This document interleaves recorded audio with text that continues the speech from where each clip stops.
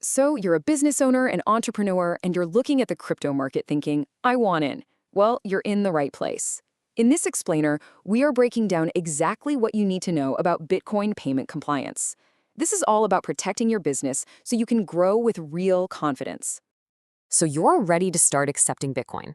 That is awesome. I mean, it's a huge step that could open your business up to a brand new global audience. The potential is absolutely massive. But before you go and flip that switch, you've got to understand the risks.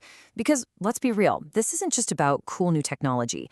You're stepping into a maze of pretty complex and frankly, constantly changing financial regulations. And the stakes for getting this wrong, they're incredibly high. We're talking about massive fines, serious damage to your reputation, and opening yourself up to fraud and money laundering. And in the worst case scenario, you could be looking at frozen accounts and some really serious legal trouble. The bottom line is, this is something you just cannot afford to mess up. Okay, but look, this isn't about scaring you away from crypto. Not at all. There is a clear path forward. We're going to walk through a simple 5-step framework that will help you build a rock-solid compliance strategy so you can operate with total confidence. All right, step 1 is the absolute foundation for everything else. You have to know the rules. Before you can even begin to think about compliance, you need to understand which specific regulations apply to your business and to your customers, no matter where in the world they are. You know, especially if you're in the US, this whole complex world often boils down to 3 key acronyms. If you can get these down, you've honestly won half the battle. Now, don't think of these as 3 separate rules. Think of them as one big, interconnected system that's designed for transparency. It all starts with AML, which stands for anti-money laundering. Think of this as your digital neighborhood watch. It's a set of rules that means you have to monitor for suspicious activity and report it. The next piece of that system is KYC, or Know Your Customer. So if AML is about watching what people are doing, KYC is all about verifying who they are before they even start. This means you're collecting and confirming their personal info to make sure your customers are exactly who they say they are. And the final piece that ties it all together is the travel rule. This is all about leaving a trail. It means you have to record and pass on information about both the sender and the receiver in a transaction. It creates a digital paper trail. So you see how it works? One verifies who they are, one watches what they do, and one tracks the money's journey. It's a complete system. And you've got to remember, this isn't just a local issue. In the US, you're dealing with things like the Bank Secrecy Act. But say you have customers in Europe. All of a sudden, you have to worry about GDPR for data privacy. It's a global patchwork of rules, and your job is to know exactly which pieces of that puzzle apply to your business. So that brings us right to step 2, assess customer risk. Once you know the rules, the next logical step is to build a process to actually evaluate the specific risks your customers and their transactions might bring.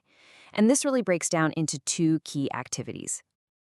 I like to think of them as 2 sides of the very same coin. On one side, you have customer due diligence. This is proactive. It's all about figuring out who your customers are before they ever make a transaction.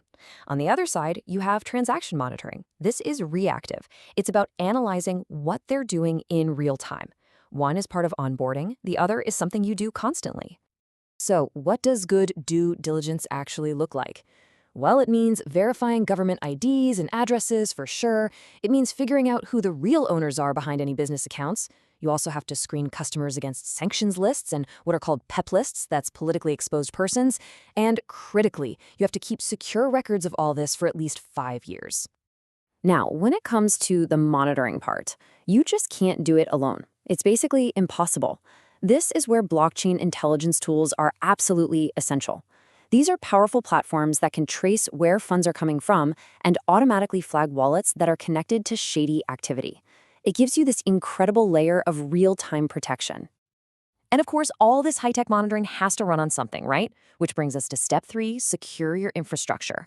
Your payment platform is literally your first line of defense, so it has to be built from the ground up with security and compliance at its very core.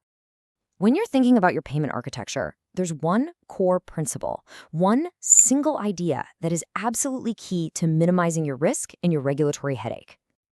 And that is using a non-custodial wallet-to-wallet setup. Let me put that simply. It means the customer's funds go directly from their crypto wallet to your crypto wallet. You never actually hold or take custody of their crypto. Just making that one choice dramatically reduces your risk profile because you aren't responsible for holding on to other people's money.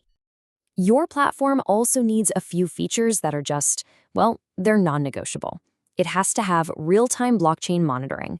It needs the power to freeze suspicious transactions if a threat pops up. It needs a super strict vetting process for any new crypto assets you decide to accept.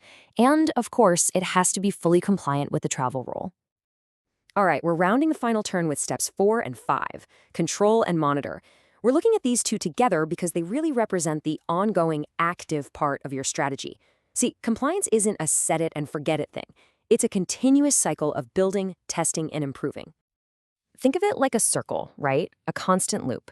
First, you implement controls, like setting up automated alerts. Then you actively test for weaknesses. You run simulations, penetration tests, that kind of thing. Third, you monitor your activity. You track your fraud rates to see how well you're doing. And finally, you use all that data to update and refine your rules.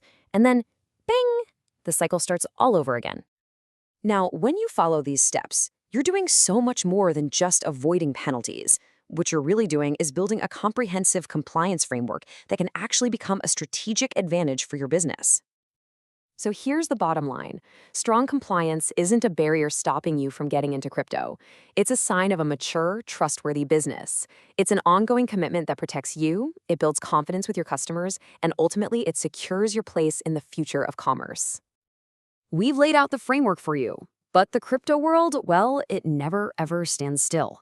So the real question I want to leave you with is this. How are you going to make sure your strategy continues to evolve with this fast-moving market? Thanks for joining me for this explainer.